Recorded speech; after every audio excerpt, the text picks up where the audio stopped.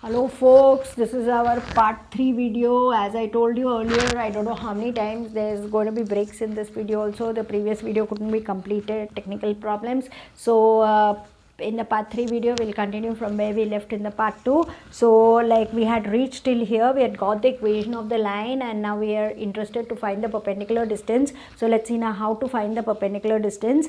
We have the line and distance. What is that distance called? Therefore distance OC, if you want distance OC by formula, we'll just revise the formula because it's long since we left the formula, by1 plus c by root of a squared plus b squared. That was the formula. And here our a is sine phi minus sine theta times x1 is 0, of course. Oh, that's blessing in disguise. Minus, or rather plus cos theta minus cos phi times again 0, and the constant term is this, sine phi minus theta by root of a squared plus b squared. These are those. So it is sine phi minus sine theta whole squared plus cos theta minus cos phi the whole squared. Okay, so these two part is over. Let's take this part. It is sine phi minus theta, first part.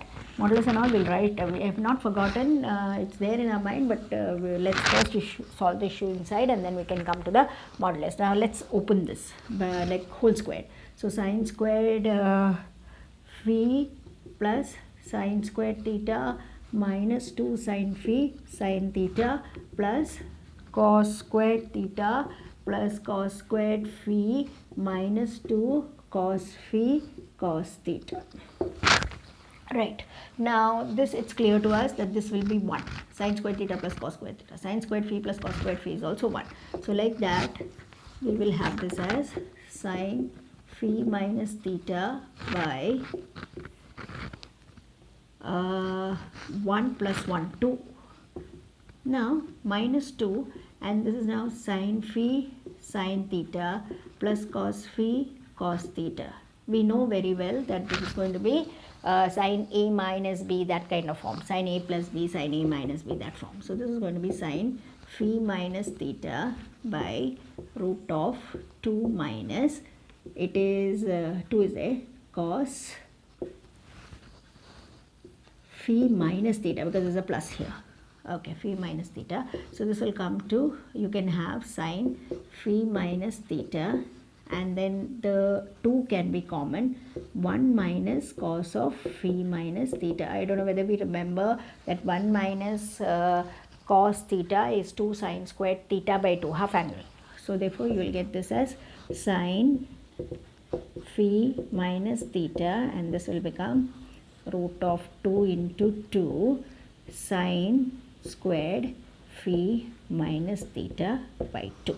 So when we have the roots sorted out, it will be sine phi minus theta by root 2, it will become 2, and sine squared therefore will become sine phi minus theta by 2.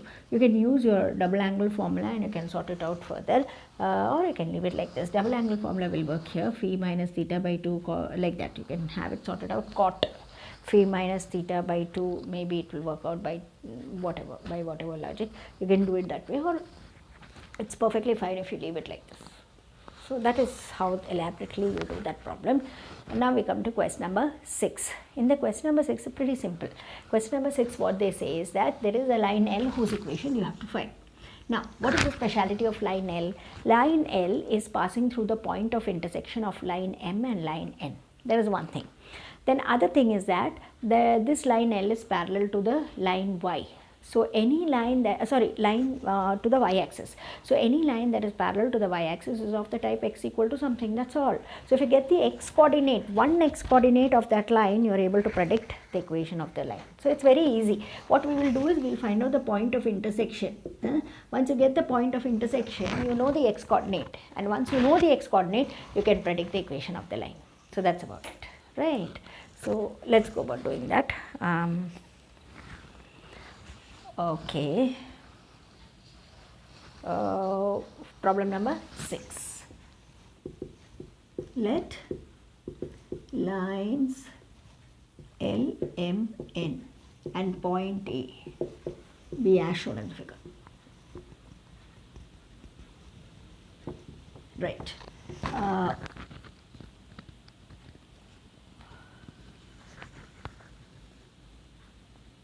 To find point A, we solve equations of line M and N. So that is 3x plus y equal to 0 and x minus 7y plus 5 equal to 0. And two ways of doing it. You do it by elimination, or because 3x plus y, it's easy to get it like that from there. So this is as good as writing y equal to minus 3x and get that value here. So therefore this becomes, instead of y, you put it as minus 3x. That way it is more easy, substitution method. So this is like x plus 21x plus 5 equal to 0, 22x plus 5 equal to 0, x becomes minus 5 by 22. You can find the y coordinate, actually it's not necessary. Why? I will tell you the reason. The point of intersection, you've got x as minus 5 by 2. We have seen earlier that this line L is parallel to the y-axis. So it's of the type x equal to something. So if you get the x coordinate itself, it's enough for us to predict the equation of the line. So as such, at this step it's enough. If you want more completeness, you can also find out the y coordinate, find the point A and all that, but basically that's not necessary. Let's keep it like this. Point A has got the x coordinate as minus 5 by 2. Now, since line L is parallel to the y-axis, therefore it's a, you can write therefore and one more thing, and minus 5 by 22 is the x coordinate of point A belonging to line L. Therefore, equation of line L is of type y, so parallel, x equal to A. That is, or in a sense, x equal to minus 5 by 22 is the required equation.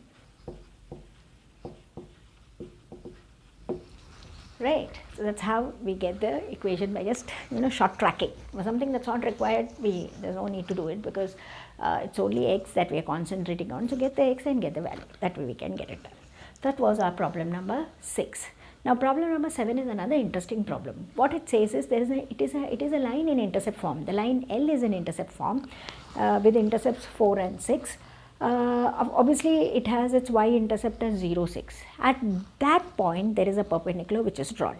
They ask us to find the equation of that perpendicular. I have to cross check whether they are asking us the equation of the perpendicular or not. Find the equation of the line that's perpendicular to this particular line to the point where it meets the y-axis. Yeah, find the equation of the line. Yes, find the equation of the line. So you have to find the equation of that line M there. So what we could do is equation of the line, if you want, you have to get the slope and you have to get the point. Point is already there, point A, and slope, because it's perpendicular, right, solves our work. So that is quite workable and not so laborious. So let's see how to go about that. Yes. Problem number 7. Let lines L, M and point A be as shown in the figure. Now one short recap that I would like to do is, we had learned earlier that suppose if we have a line ax plus by plus c equal to 0, suppose if we have this line, this line whose equation is this, then this will have a slope minus a by b. At the same time, if there is a perpendicular to this, then that will have a slope b by a, depending on this equation. Now the parent equation, you can find out the equation of the next one, it is b by a. So that we will be using here and we will be getting it. Or you can take from here, it is minus 1 upon that way. So you can take both ways, it's correct, depending on how much time you can spare, Right. So let's have this. First, let's start with the slope of L. It is clear that A06 belongs to y-axis. We are ascertaining, and therefore slope of line L is minus A by B, minus A by B. So that is minus 1 by 4 divided by, means multiplication by the reciprocal, 2 3s are minus 3 by 2. Since line L is perpendicular to line M, so the slope of M is going to be, it's like, we'll write it technically, minus 1 by minus 3 by 2. So it's going to be 2 by 3. That's slope of line M. Right. Now, equation of line M. Y minus y1 equal to M times x minus x1. Take the 3 on the other side. Right. Have it. 2x here minus 3 by. Then plus 18 equal to 0. 2x minus 3y plus 18 equal to 0.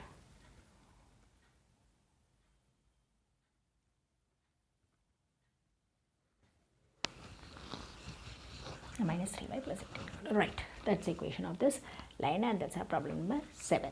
Now with the remaining problems, we meet in the next video, part 4. Thank you.